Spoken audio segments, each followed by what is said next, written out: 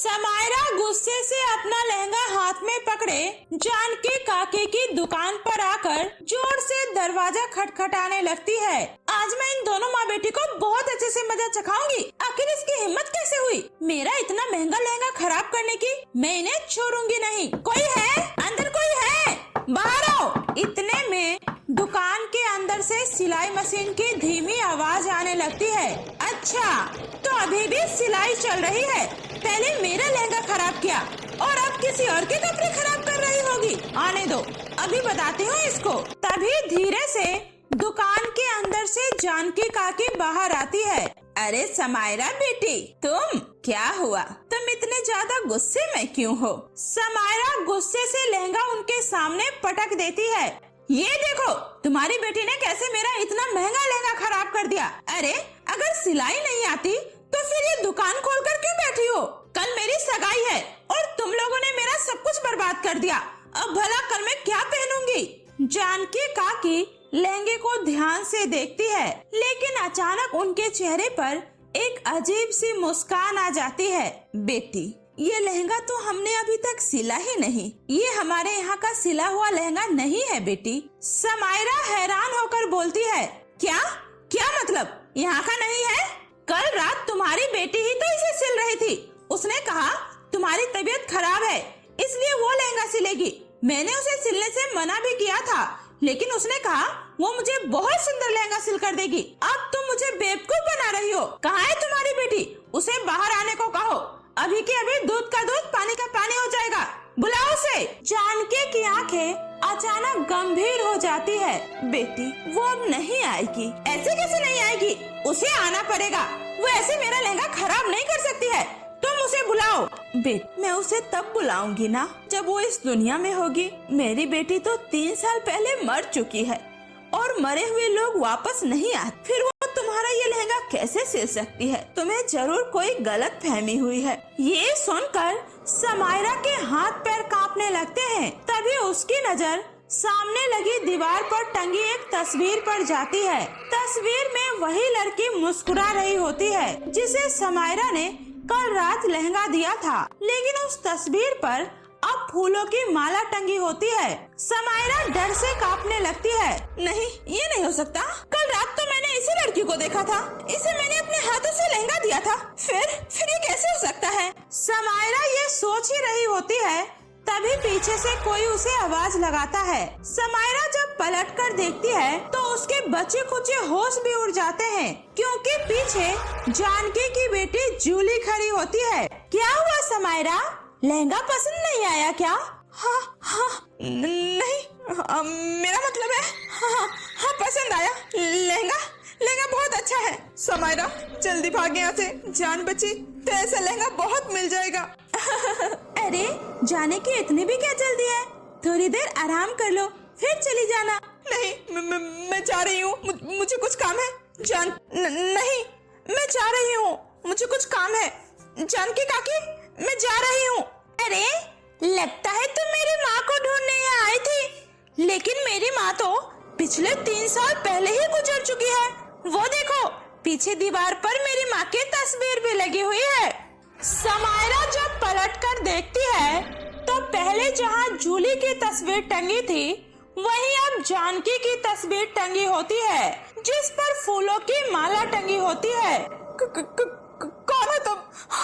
और ये सब क्या है? तुम दोनों माँ बेटी मेरे साथ कौन सा खेल खेल रही हो?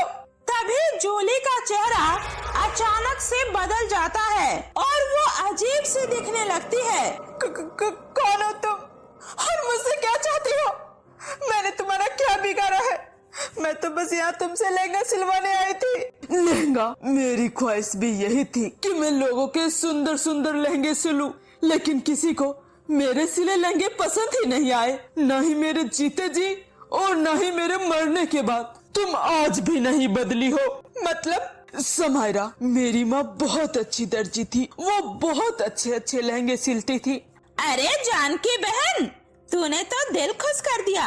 कितना सुंदर लहंगा सिला है। ये डिजाइन तो कोई बनाने के लिए तैयार ही नहीं था, लेकिन तुमने इसे इतनी आसानी से बना दिया। अच्छा बहन, कितने पैसे हुए? 500 रुपए हुए सुषमा बहन। क्या? अरे जानकी बहन, तुम भी ना हद करती हो। अब तुम हमसे भी इतने ज्यादा पैसे लोगी क्या?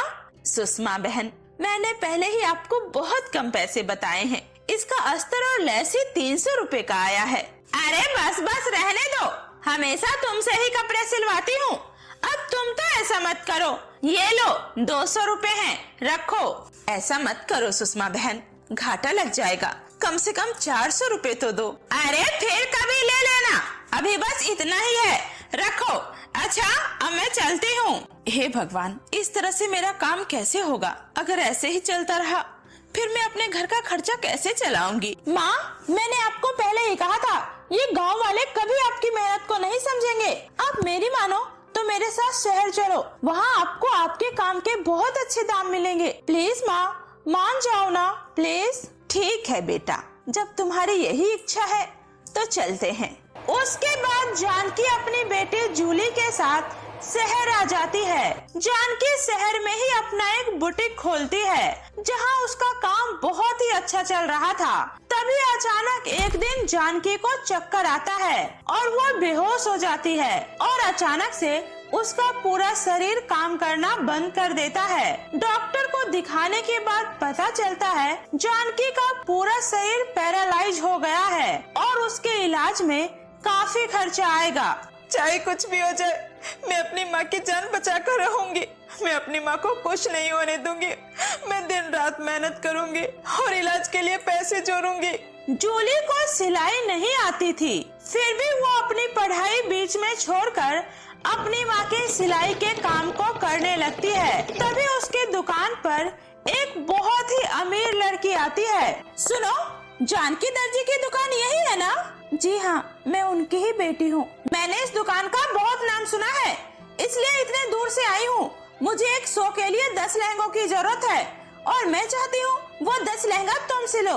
आप बिल्कुल भी चिंता मत कीजिए, आपका लहंगा सिल जाएगा। ठीक है, लेकिन याद रखना कोई गड़बड़ी नहीं होनी चाहिए, अच्छे से लहंगा बनना चाहिए।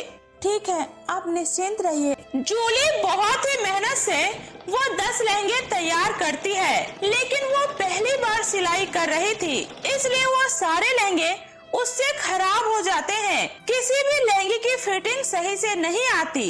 ये देखकर वो अमीर लड़की जूली पर बहुत ज्यादा भड़क जाती है और वो उसे बहुत भला बुरा सुनाती है।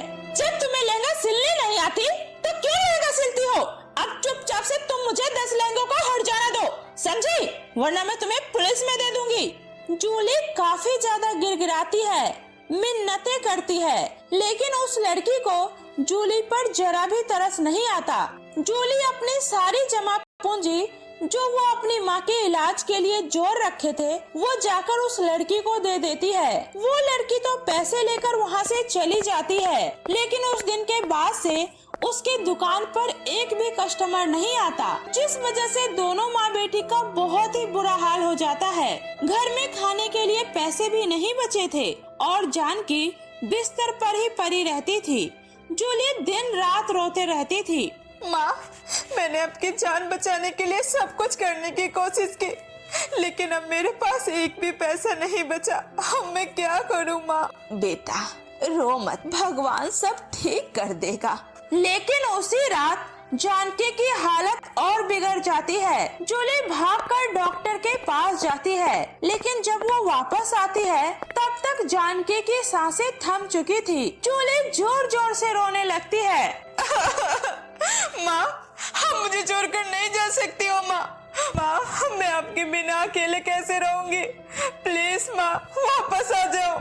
उस दिन के बाद से जूली बिल्कुल अकेली हो जाती है। भूख, गरीबी और लोगों की बेइज्जती सहते सहते कुछ ही महीनों में जूली भी बीमार पड़ जाती है और एक दिन उसी सिलाई मशीन के पास जूली की भी मौत हो जाती है। लेकिन मरने के बाद भी जूली की अधूरी ख्वाहिश खत्म नहीं होती, उसकी आत्मा उसी दुकान में रह जाती है। याद आया कुछ? तुम भी उन्हीं लोगों में से हो जो गरीबों की मेहनत की कोई कीमत नहीं समझती। नहीं नहीं नहीं, मैंने कुछ नहीं किया, मुझे जाने दो। जूली धीरे धीरे उसके करीब आती है। याद है 3 साल पहले तुम ही वो लड़की थी जिसने मेरे 10 लहंगों का पैसा मुझसे छीन लिया था। ये सुनकर समायरा के होश उड़ जाते हैं। नहीं नहीं नहीं, देखो मुझसे गलती हो गई थी, मुझे माफ कर दो। वो तुम्हारी गलती नहीं, तुम्हारा घमंड था। तभी दुकान की सारी लाइटें अपने आप बंद हो जाती है, चारों तरफ अंधेरा छा जाता है और फिर दुकान के अंदर से भयानक चीख सुनाई देती है। अगली सुबह समायरा दुकान के बाहर बेहोश पड़ी होती है। जब उसे होश आता है तो उसके हाथ में वही लहंगा होता है। समायरा डरते हुए उस दुकान की तरफ फिर से देखती है, लेकिन अब वहाँ पर कोई दुकान नहीं होता। समायरा की आंखों में अब डर नहीं बल्कि पछतावा था, क्योंकि अब उसे समझ आ चुका था कि किसी भी गरीब की मेहनत का